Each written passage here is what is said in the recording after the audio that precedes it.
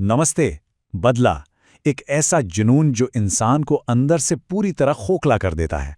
आज हम एक ऐसी ही कहानी की गहराई में उतरेंगे जो दिखाती है कि कैसे नफरत की आग में इंसान सब कुछ, यहां तक कि खुद को भी जलाकर राख कर देता है।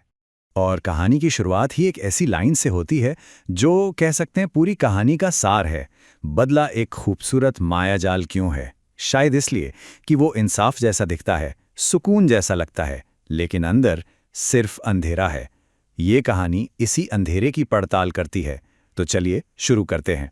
तो चलिए कहानी की दुनिया में चलते हैं। मिलते हैं एक माँ कुसुम और उसके बेटे आरव से।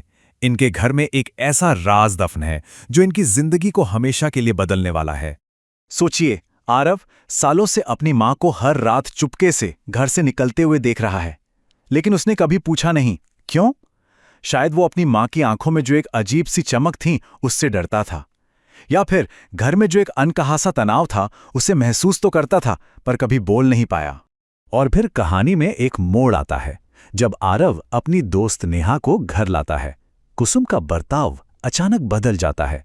वो नेहा से उसके परिवार के बारे में बड़े अजीब सवाल करने लगती है, और दो शब्द उसकी दिलचस्पी को बढ़ा देते हैं। सरनेम सिन्हा और गांव का नाम चंद्रपुर। ये सिर्फ नाम नहीं थे, ये कुसुम के अतीत के वो घाव थे जो अब फिर से हरे हो रहे थे। तो जाहिर है आरव के मन में शक तो होना ही था, और जब उसने अपनी मां के कमरे की तलाशी ली तो जो मिला उसने उसके डर को हकीकत में बदल दिया। पानी का एक ग्लास जिस पर नेहा का नाम लिखा है, बालों का एक गुच्छा और एक रुमाल जिस पर लिखा है रिया। ये कोई आम चीजें नहीं थीं, ये एक भयानक योजना का हिस्सा लग रही थीं जो काले जादू की तरफ इशारा कर रही थीं। लेकिन सवाल ये है कि कुसुम आखिर ऐसा कर क्यों रही थी? इसका जवाब आज में नहीं है। जवाब छिपा है 20 साल पुराने अतीत में, एक ऐसे धोखे में जिसने नफरत के वो बीज बोए जो आज एक जहरीला पेड़ बन चुके हैं। 20 साल, सोचिए, 20 साल किसी भी जख्म को भरने के लिए काफी होते हैं, लेकिन कुसुम ने अपने जख्म को भरा नहीं बल्कि उसे एक आग की तरह अपने सीने में जिंदा रखा। और 2 दशकों से सुलग रही ये आग अब भड़कने को तैयार थी। तो ये थी बदले की पूरी जड़। प्यार से शुरू हुई कहानी धोखे और त्रासदी से गुजरी। लेकिन कुसुम के लिए सबसे बड़ा दर्द ये नहीं था कि विवेक ने उसे छोड़ दिया था। असली आग तब लगी जब उसने सालों बाद विवेक को देखा, खुश, और उसे ये एहसास हुआ कि विवेक की जिंदगी में उसके और उसके दर्द का कोई वजूद ही नहीं बचा था। बस इसी एहसास ने नफरत को एक जुनून में बदल दिया। तो चलिए अतीत से निकलकर वापस आज में आते हैं और देखते हैं कि कुसुम की वो 20 साल पुरानी नफरत अब कैसे एक जानलेवा अंजाम की शक्ल ले रही है। कुसुम का हथियार कोई चाकू या बंदूक नहीं है, उसका हथियार है मिठाई। और ये मिठाई ही उसकी पूरी साजिश का, आप कह सकते हैं, एक प्रतीक है। ऊपर से बिल्कुल मीठी, लेकिन अंदर जानलेवा जहर छिपाए हुए। वो ये मिठाई नेहा को देती है ताकि वो अपनी मां रिया तक पहुंच सके, जो कुसुम का असली निशाना है।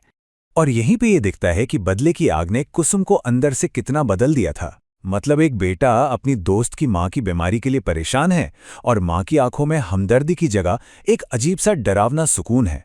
ऐसा लगता था जैसे उसके अंदर की मां बदले की उस आग में जल चुकी थी। और फिर वो पल आता है जब सारे नकाब उतर जाते हैं।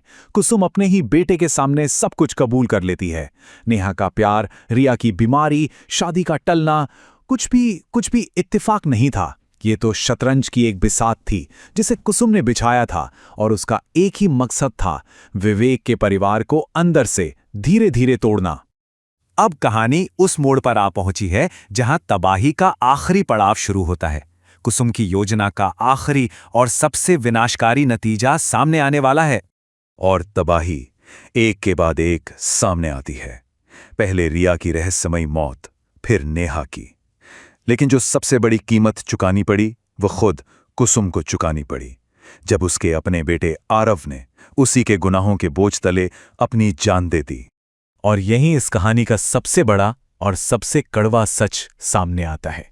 कुसुम को अपना बदला मिल गया, विवेक बर्बाद हो गया, पर इस जीत को पाने के लिए उसने अपना सब कुछ खो दिया, अपना बेटा, अपनी दुनिया, सब कुछ। कहानी का जो अंत है वो हमें कुसुम की एक बहुत ही भयानक तस्वीर दिखाता है। उसका दिमागी संतुलन पूरी तरह से जा चुका है।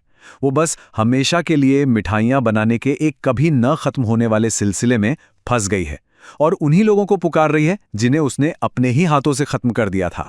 तो आखिर में ये कहानी हमें एक ही सवाल के साथ छोड़ जाती है।